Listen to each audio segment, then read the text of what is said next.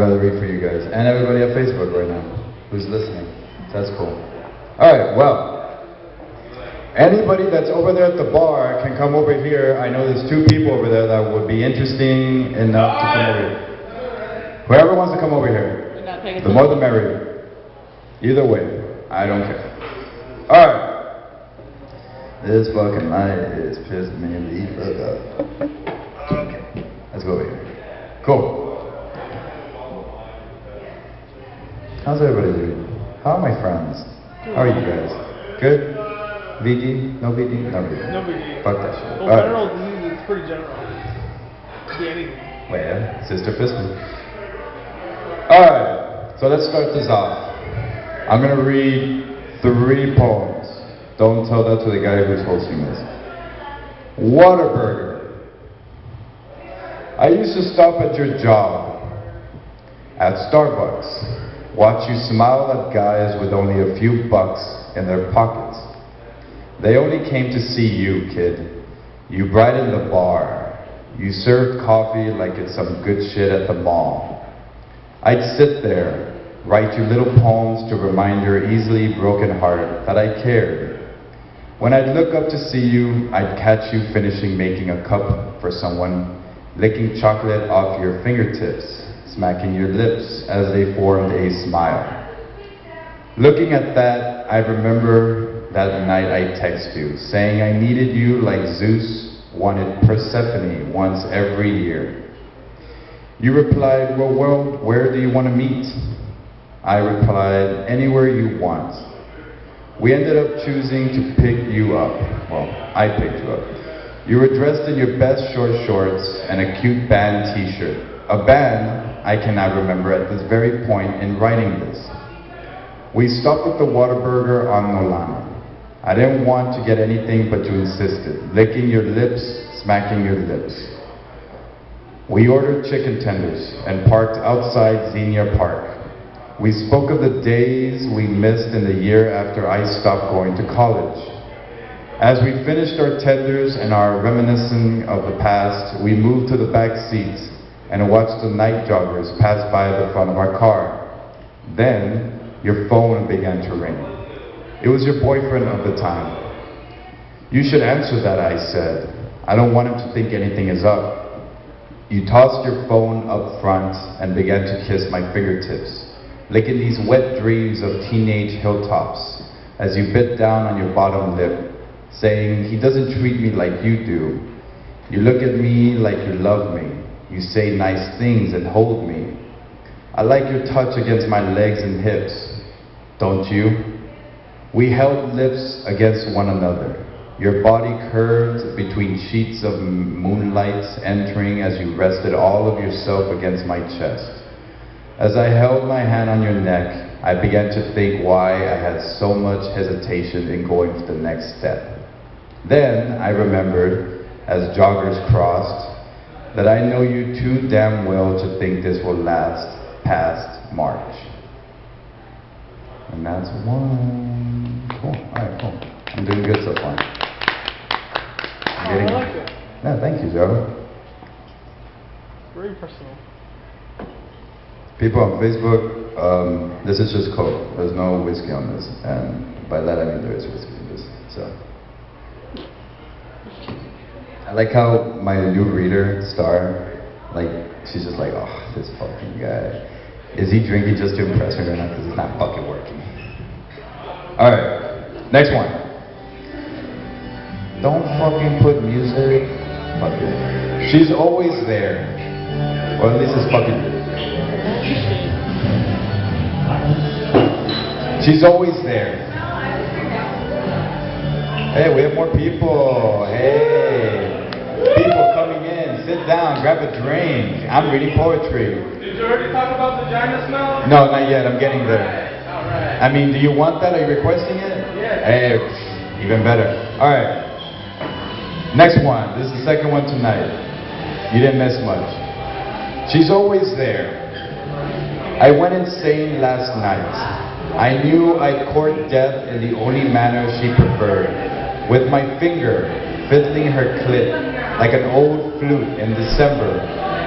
She has been beckoning me all night from across the bar, preparing to save me from the last woman I loved. Her anguish could fill my gut with the strongest misery. She preferred for me to be fucked up anyways, so it worked out for her. My body curved easier against hers, her touch like fire to the skin of patron and parchment, her tongue filling my soul like this bartender filling my glass. Her body was built like a goddess. She paid for none of her drinks, drained my cash, and then satisfied my yearnings later with cheap promises and the fulfillment not to feel anything that night. She did damn well of succeeding that. I woke up the next day, bent over, threw up in the trash can next to my bed, got out of bed, and showered for work. As I worked my balls and cock in the shower with soap, all I could think about was how much I didn't care about anyone outside these walls.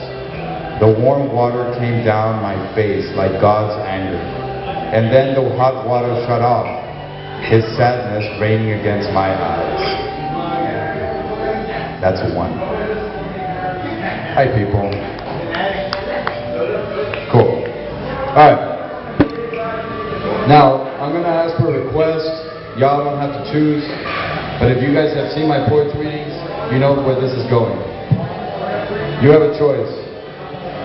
A good, meaningful one, or a dirty, funny one. One has to do with pussy. Dirty funny again. Dirty, funny. Alright. Well, you know what? Fuck it. Since how the guy's not here, I'm going to read this one and another one, so fuck it. Alright, let's do this one real quick. One of those guys.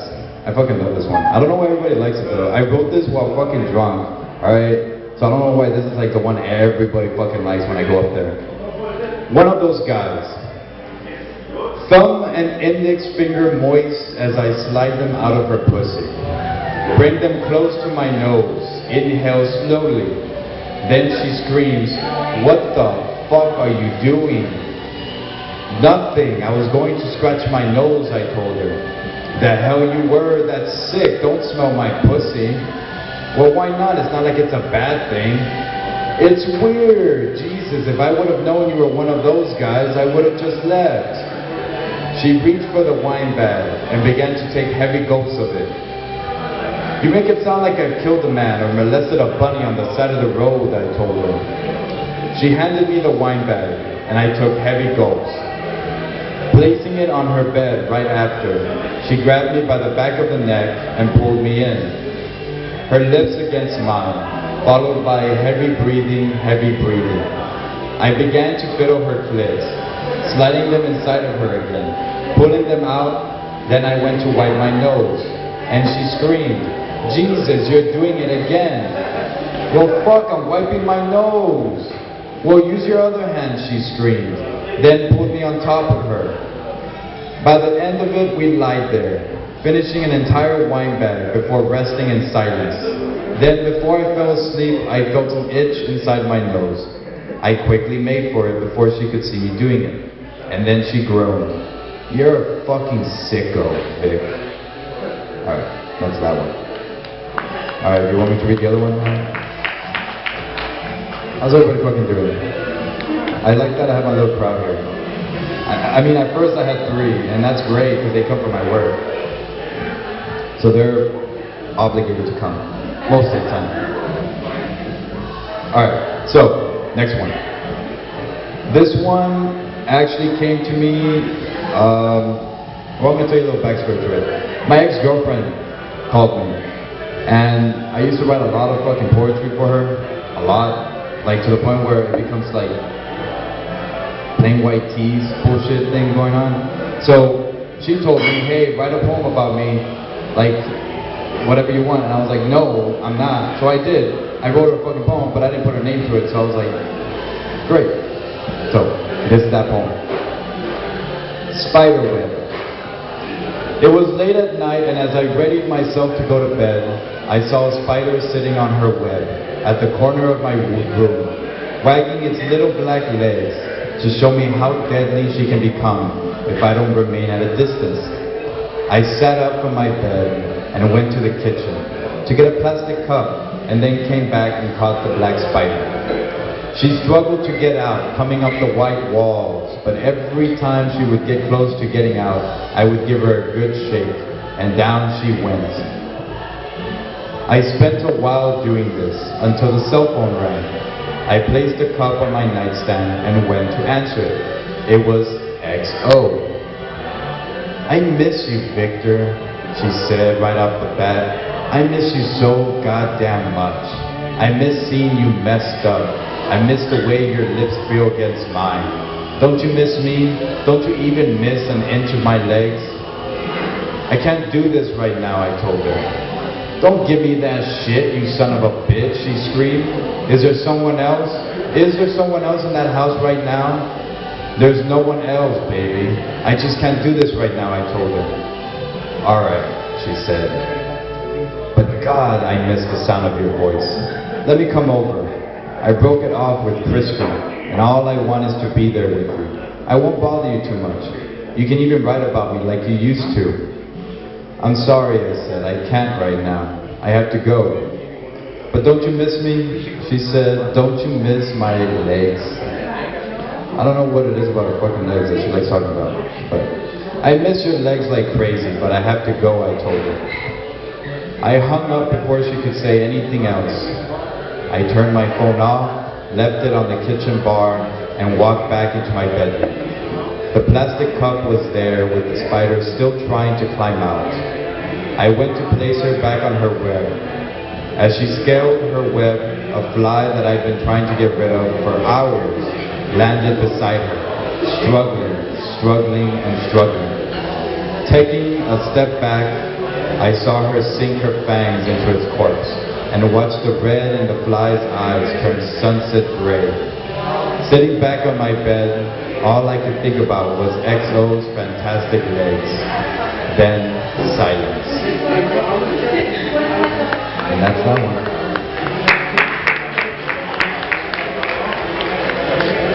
One more. Hey, I got to prove on this guy. Cool. All right. Y'all pick.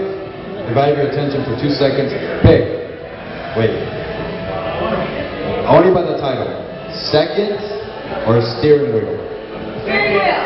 Okay, very well. All right.